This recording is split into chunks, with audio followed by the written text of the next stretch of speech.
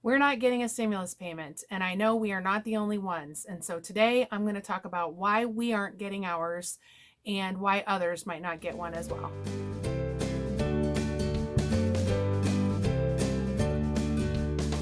Hi friends, welcome to the Budget Bounce. If we haven't met yet, I'm Jen, and I talk all about living life on a budget and working towards our goal of financial freedom on this channel. And that includes things like paying down debt, living on just the ups and downs of living on a budget every day, saving for our future, all of that good stuff.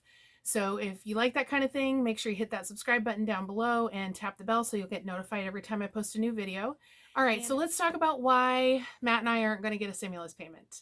So here's the thing. We are married and we both filed our taxes for 2019 and we have a child. And so you would think we would be eligible for $2,400 for the married couples and then another $500 for our child. But here's why that is not going to happen.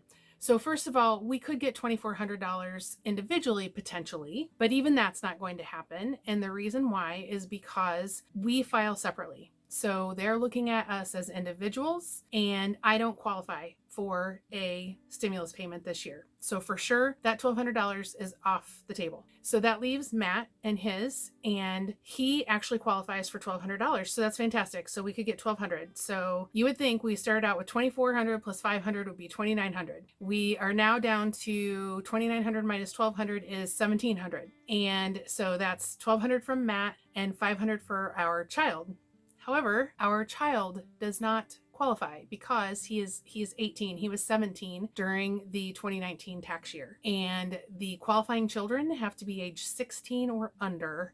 So we will not be getting a stimulus payment for him either. So that takes us down to $1,200 for Matt. And Matt will receive a stimulus payment in that there will be one that will be made out to him, but we won't actually receive it. And the reason why is because my husband has back child support that we are paying down, and we're totally okay with that. I want to be clear. He owes that money. He was not able to pay during the time when the children were younger. We are able to pay now, and we are paying it all. So let's be clear on that. We are totally on board with paying it all, and we are going to be doing that. So what's going to happen, because it's child support, that is the one thing that they will take the stimulus for.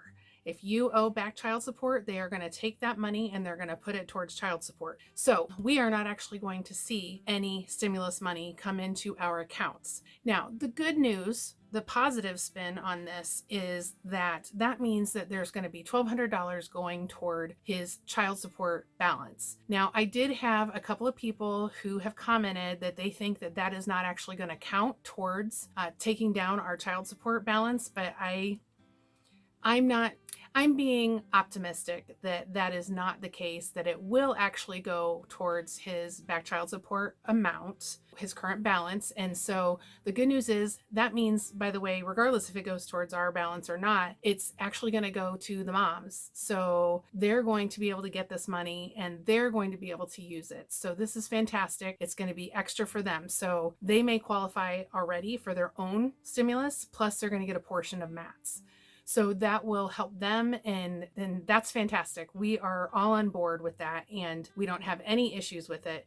We're able to be this way because while we are not financially stable or independent or whatever you like, we really are kind of living paycheck to paycheck. We are both still employed, working full time. Matt's actually working overtime right now because of what's going on. And so our cash flow has not changed.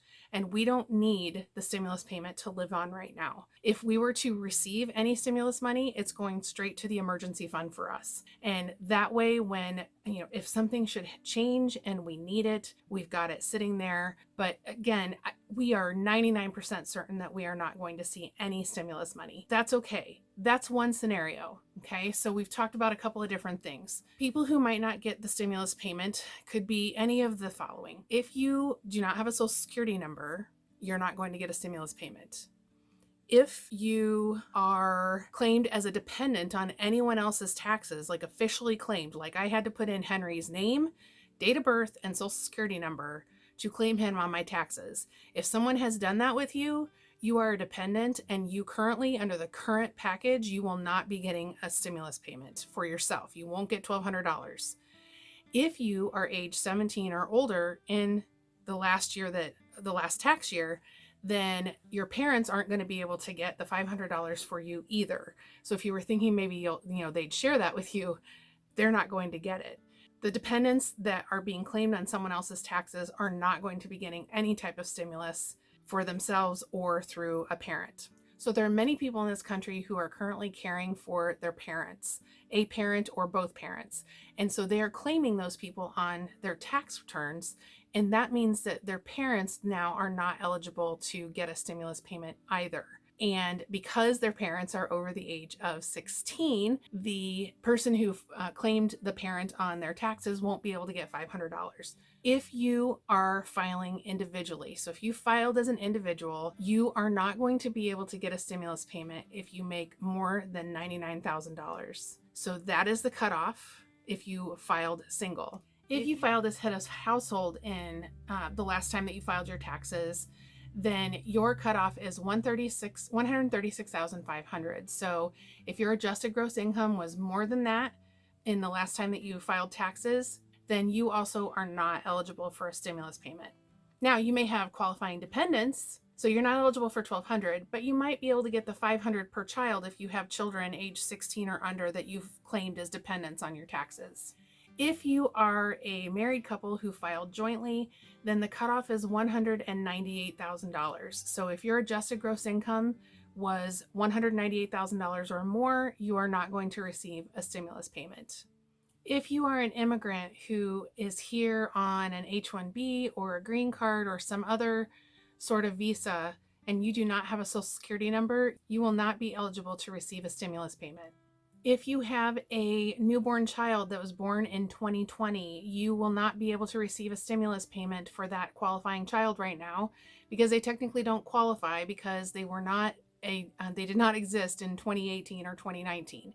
You will, however, be able to get that payment when you file your 2020 taxes in 2021. So you should be able to get that $500 stimulus payment at that point in time. If you are unemployed at this point in time in 2020 and you were a high wage earner in 2019 or whenever you filed your last year's taxes, you still are not going to be eligible to get a stimulus payment even though you don't have your regular income coming in right now because of the income level that you were at the time that you filed your last tax return. And the last group who might not get a payment but have one coming to them is low income earners who don't have to file taxes. You actually qualify for a payment, but you have to take an extra step. If you have not filed a tax return in 2019 or 2018, you must take an extra step to be able to get the information to the IRS. The new IRS portal opened up just yesterday on April 10th. I'm filming this on April 11th. And that site is for you, for non-filers. That's for you to be able to get some basic information over to the IRS so that they can process your stimulus check for you. I will leave the link down in the description below so that you can go fill out your information. And let me just also add on this, if you already went and filled out the TurboTax portal and submitted your information that way, you do not want to be doing this at the IRS portal now. They're one and the same. They're all going to the same place. And if you submit a second time, it's going to confuse things on the IRS's end. So make sure if you've already done TurboTax, you don't need to do anything. But if you haven't submitted anything, you haven't filed a return in the last 2 years, and you haven't done anything to submit anything to the IRS so far since the pandemic started and the stimulus package came out, then you need to take action and do that in order to receive your stimulus payment. If you do not do that, you will not receive your payment. So make sure that you do that as soon as you possibly can. All right, so that's everyone who may not receive a stimulus payment. Many of the groups on the list that I have just shared with you are not going to be receiving a stimulus payment. If you owe back child support that is more than the stimulus payment that is scheduled to come to you, then you will not see that. It will go towards the back child support, towards that arrearage. So know that you should not expect that. Maybe I'm wrong.